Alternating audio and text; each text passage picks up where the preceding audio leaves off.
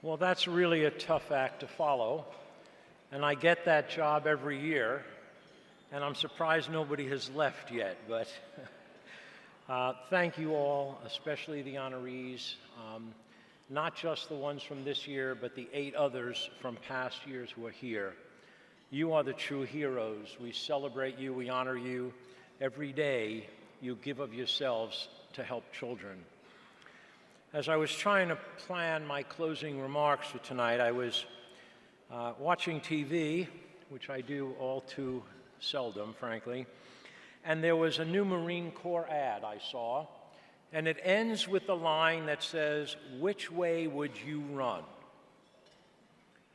I had heard this same question, strangely enough, asked by a clergyman in a sermon recently, talking about the Boston Marathon bombings. And it has occurred to me that this has become a pivotal question in our society. Which way would you run? When a great challenge faces us, which way do we run? I could argue easily that our Congress has decided to run away from facing the challenges by abdicating their responsibility to make decisions, but I won't get into politics tonight. At the time of the marathon bombings, in that split second of decision-making, many people ran away in fear. That's the natural human reaction. But a very few heroes ran into the maelstrom, like Joe Andruzzi, who ignored his own well-being, his own injuries, and rushed in to carry away a woman whose legs were so severely injured she couldn't walk, and then, after depositing her at the aid station, ran back to rescue others. If you want to know what makes someone run to the danger instead of away from it, just ask Triveni Acharya.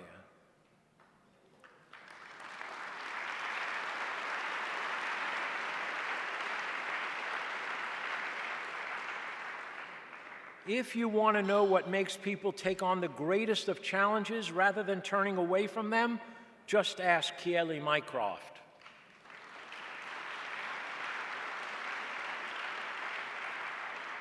And if you want to know what makes someone so committed that when even faced by total disaster, they continue to run into the problem and not away from it, Susie Kraybacher.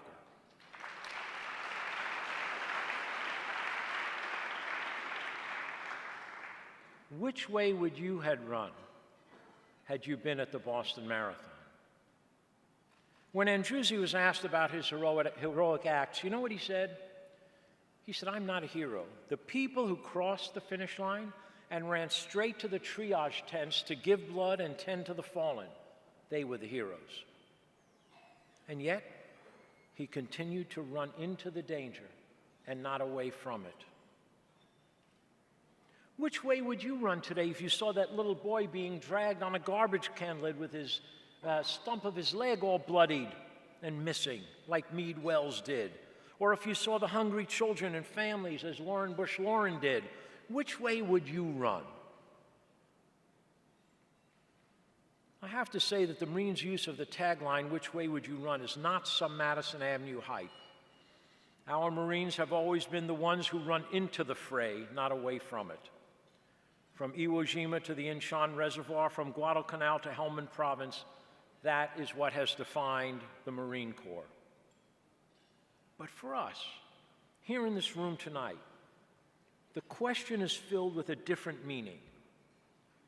Which way would we run? The honorees you met here tonight and the 95 others that have been on the stage over the past 16 years have never wavered. They have run toward the challenge, not once, not twice, but again and again and again, often showing total disregard for their own well-being. And you know why they do it?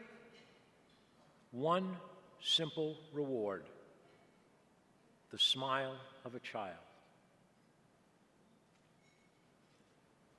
We have choices. We have choices tonight, we have choices every night, choices that millions of people do not have. You heard Lauren talk about them. We can finish our dinners and return home without a look back. We can get up in the morning and hurry off to work without so much as a sideways glance at the people around us. Or like the honorees you met here tonight, you can look back, you can glance sideways, and you can see the needs of so many languishing in the shadows of our good fortune. What should be our response? Run away or run toward? George Bernard Shaw wrote, "We are made wise, not by the recollection of our past, but by our responsibility for the future." Now it is our turn to choose. The easy path is to turn away and go home unaffected by what you have experienced here tonight. But the tough path is to look back over your shoulder, to glance sideways, and to see those less fortunate and run towards them with not just your wealth, but your time, your skill, your love. That's why we honor these people here tonight and all year long. Because every day they run toward the challenges, not away from them. And yes, the challenges are so great, it's easy to get into vapor lock. You heard Lauren talk about how many millions of children go to bed hungry. And there are millions more that die from preventable diseases. And it's easy to get into vapor lock. But there's only one way to deal with this issue. One little hand by one little hand, and one little heart by one little heart. That's how we change the lives of children. So as you leave here tonight, spend a minute. Stop and talk to one of our honorees and find out why they do what they do, why they run toward the challenges.